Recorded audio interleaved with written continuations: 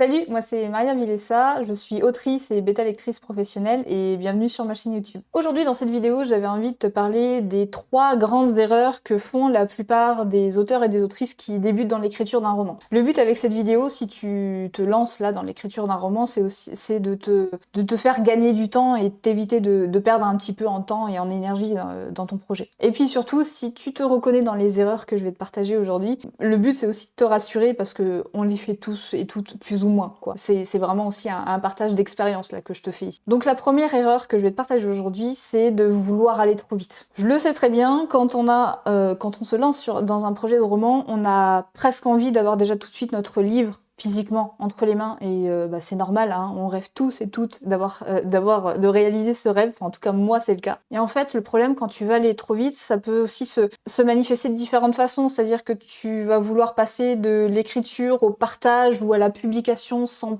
prendre le temps peut-être de vraiment prendre le temps de corriger correctement ton roman, de le faire lire à d'autres personnes. Tu peux penser peut-être que ton premier jet il suffit, ce qui est très rarement le cas, ou alors que juste une réécriture suffit. Après ça dépend aussi comment t'abordes ton premier jet et ta réécriture. Voilà, là je fais des généralités dans cette vidéo. Ça peut être aussi de brûler les étapes, de pas relire son manuscrit ou moi il y a un problème aussi, il y a un truc qui me dérange beaucoup et j'en ai parlé dans une newsletter que j'ai programmé pour le mois à venir, c'est aussi ces gens qui pensent pouvoir tout faire tout seul, sans faire appel à de certaines aides extérieures, ne serait-ce que pour la correction ou par exemple pour la bêta-lecture. Je pense qu'il y a aussi une certaine forme d'humilité dans l'écriture d'un roman et d'accepter qu'on a besoin aussi un peu de regard extérieur sur ce qu'on fait. Et ça, des fois, quand on est un peu trop pressé, un peu trop enjoué et un peu trop pressé en fait de vouloir sortir son roman, on peut des fois négliger ces étapes-là, ce qui fait que on prend le risque d'avoir un roman qui sera peut-être pas à la hauteur de nos attentes, mais aussi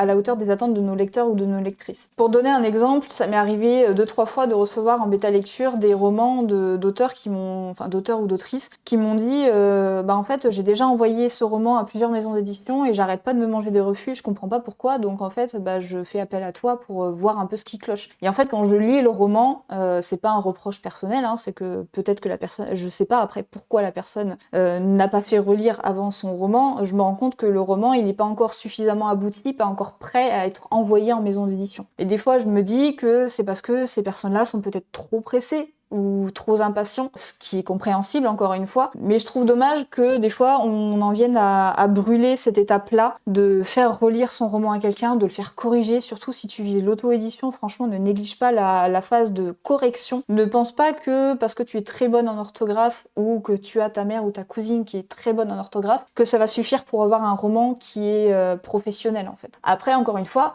tout dépend de ce que tu veux faire dans la publication d'un roman. Il y a des gens qui ont juste envie de l'écrire et de l'avoir physiquement, et il y a ceux qui veulent vraiment avoir un travail de qualité professionnelle. Ça après c'est propre à chacun, et si toi tu préfères sortir très vite ton roman parce que ça te fait plaisir et que tu réalises un rêve, c'est tout à fait ok. Et je pense qu'il y a aussi une raison qui fait que des fois on veut un peu tout faire tout seul, c'est que forcément ça représente un certain budget, tout dépend de ce que tu veux mettre, ne serait-ce que la correction à un certain coût. Si tu es en auto-édition, tu vas peut-être aussi avoir l'illustration de ton livre, tu auras peut-être plein de choses à faire. Il y a moyen, par exemple, de faire appel à des bénévoles, je pense à la bêta-lecture, moi je suis bêta-lectrice professionnelle, mais c'est tout à fait possible de trouver des bêta-lecteurs bénévoles qui sont très bien. Il y a moyen de se dépatouiller un peu à ce niveau-là, mais c'est intéressant aussi si vraiment ton but c'est d'avoir un rendu professionnel, de l'envisager comme un projet professionnel sérieux où il va falloir faire appel éventuellement à des prestataires extérieurs. Après, je sais très bien, on n'a pas tous le budget pour ça. Je pense qu'après, ça peut demander aussi à peut-être mettre un petit peu d'argent de côté pour quand tu seras prêt. Moi je sais que j'ai des gens qui me font une demande de devis, qui me disent là j'ai pas le budget, mais je vais mettre l'argent de côté pour faire appel à toi plus tard. Voilà.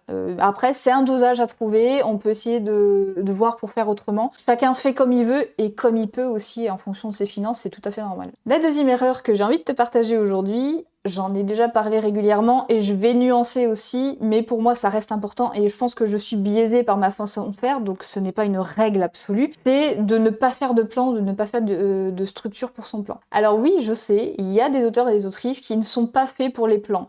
J'ai déjà travaillé avec des auteurs ou des autrices pour qui le plan c'est pas pour eux. Mais si tu débutes dans l'écriture d'un roman, j'aurais tendance à te dire de savoir à peu près au moins où tu vas. Le but ici, c'est pas de faire un plan de chapitre qui va être ultra carré, ultra précis, auquel il faudra se tenir coûte que coûte. Je pense qu'il y a beaucoup de gens aussi qui se bloquent par rapport à cette notion de plan, parce qu'ils se disent si j'ai un plan, je ne peux pas en sortir. Alors que même moi qui suis architecte, j'ai un plan parce que j'ai besoin de savoir où je vais, mais je m'autorise à faire un pas de côté ou à prendre une autre direction en cours d'écriture si j'ai une nouvelle idée, si mes personnages font un peu ce qu'ils veulent, ça arrive aussi. Vraiment, le plan, c'est pas pour t'enfermer, c'est juste pour savoir où tu vas. Et en fait, quand je parle de plan, c'est pas juste une histoire de chapitrage et tout ça, mais c'est aussi de savoir si tu as une idée qui tient la route en termes de construction narrative. Ça veut dire, est-ce que tu sais au moins pour ton histoire quelle est ta situation initiale, quel est ton élément déclencheur, quels sont tes enjeux, quels vont être à peu près dans les grandes lignes tes péripéties. Est-ce que tu as déjà une idée d'un climax et est-ce que tu as déjà une idée d'une résolution? Après,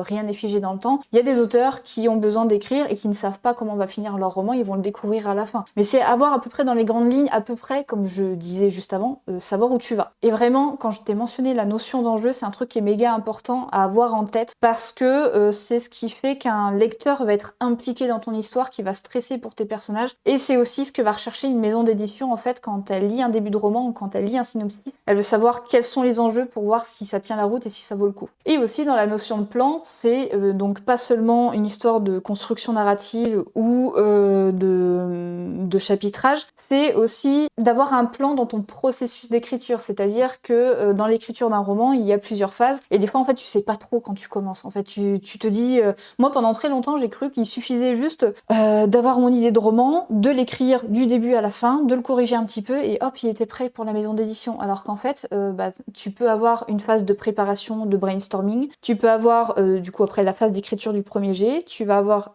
très souvent une phase de relecture, une phase de réécriture, une phase peut-être de bêta-lecture, une phase de correction. Voilà, c'est pas figé, pareil, mais ça peut être intéressant déjà de savoir à peu près comment tu vas organiser tout ton processus d'écriture. Parce que, encore une fois, ça te permet de savoir où tu vas et ça t'évite aussi de te retrouver bloqué. C'est-à-dire que très souvent, j'ai des auteurs, des autrices qui ont fini d'écrire leur premier jet, ils savent pas quoi faire ensuite. Donc c'est intéressant de te renseigner, de faire des recherches. J'ai un guide gratuit que je pourrais te mettre en description qui est les 11 étapes qui suivent l'écriture d'un premier jet. Donc si ça t'intéresse, tu pourras le trouver en description. Et après, encore une fois, c'est des choses qui s'expérimentent, qui s'apprennent aussi en faisant, en passant à l'action. Après, ça demande aussi de trouver sa propre méthode, donc ça, tu peux le savoir qu'en expérimentant. La troisième erreur que j'ai envie de te partager, c'est aussi d'apprendre à se faire, enfin en tout cas de manquer de confiance en soi et de se perdre dans le regard des autres. Alors oui, je sais, la confiance en soi, c'est un gros sujet parce que ça ne touche pas que l'écriture d'un roman, ça touche tous les pans de notre vie. Et le doute, en fait, il va faire partie de toute ta carrière d'auteur et d'autrice, ça va te suivre tout le temps, peut-être pas forcément sur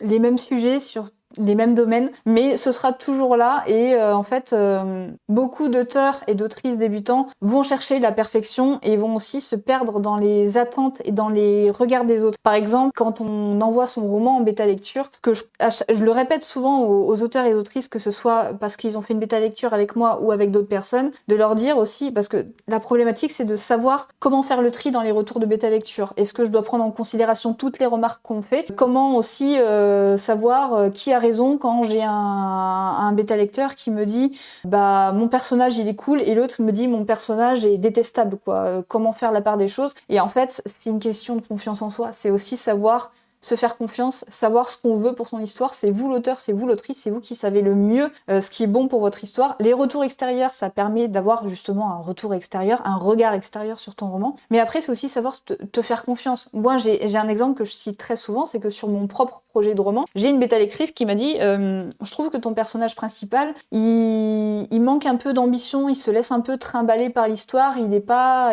acteur de son histoire. Et en fait, quand je dis ça, je me dis oui, c'est normal. Et là, je me suis fait confiance, tu vois, je l'ai pas remis en question parce que je savais comment était mon personnage, je savais comment il était, et quand je dis ça, je me dis oui, c'est normal, c'est sa personnalité. Mais par contre, j'ai pris du recul en me disant, si ma bêta lectrice m'a fait cette remarque, c'est peut-être que j'ai pas suffisamment mis en avant ce caractère de mon personnage pour que ce soit crédible et pour que qu'on considère que ça soit cohérent d'avoir un personnage qui se laisse un peu trimballer par l'histoire. Et donc oui, en fait, écrire un roman, ça demande aussi d'apprendre à se faire confiance.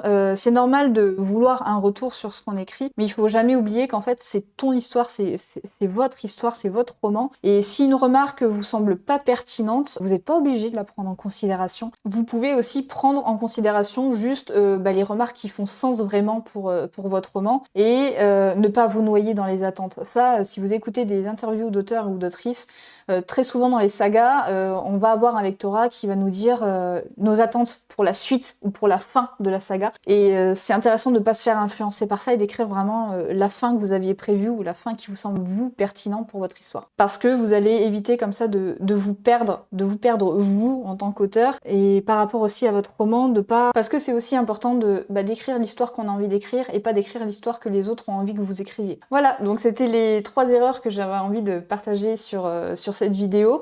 J'espère qu'elle a pu te parler, j'espère que ça a pu t'être utile. N'hésite pas à, comme d'habitude, à me laisser un petit commentaire, à me partager aussi ton avis, parce qu'on peut aussi ne pas être d'accord sur certains points que j'ai abordés dans la vidéo. Et si le cœur t'en dit que t'es pas encore abonné, tu peux aussi t'abonner et éventuellement partager la vidéo. Sur ce, je te dis à très vite. Salut!